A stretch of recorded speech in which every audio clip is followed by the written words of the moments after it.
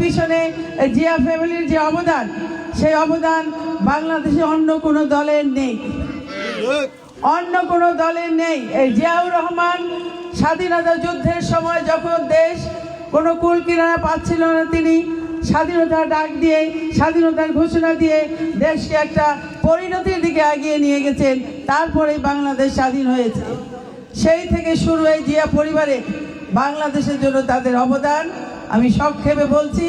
তারপরে আসেন এই আজকে অর্থনীতির চাকা যেটা ঘুরছে, প্রবাসী যারা বিদেশে আছেন, প্রবাসীদের জন্য জিয়াউর রহমান এই প্রবাসী যাওয়ার ব্যবস্থা করেছেন, বিদেশে যাওয়ার ব্যবস্থা তখন থেকে উনি চালু করেছেন।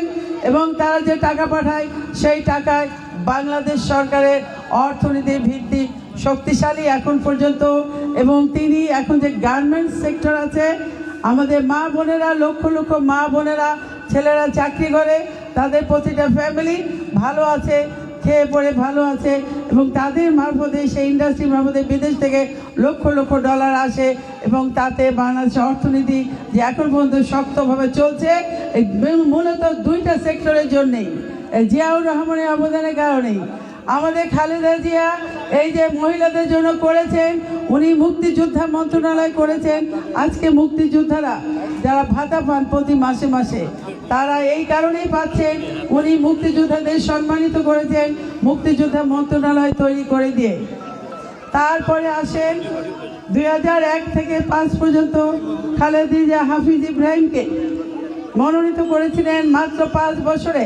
হাফিজ ইব্রাহিম দৌলতখাঁ, বোরহানুদ্দিন 2টা উপজেলায় খুব 35টা স্কুল কলেজ তৈরি করেছেন মাত্র 5 বছরে।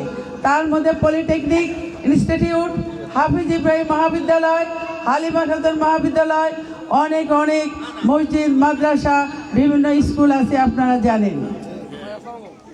তারপরে হাফিজ ইব্রাহিম বিভিন্ন বাড়ি বাড়িতে কালভার্ট, রাস্তাঘাট, ক্রস ড্যাম, নদী ভাঙা রোড কি না করেছেন।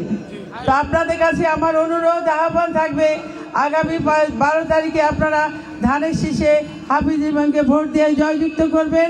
আপনাদের এলাকার আরও অনেক অনেক উন্নয়ন হবে ইনশাআল্লাহ।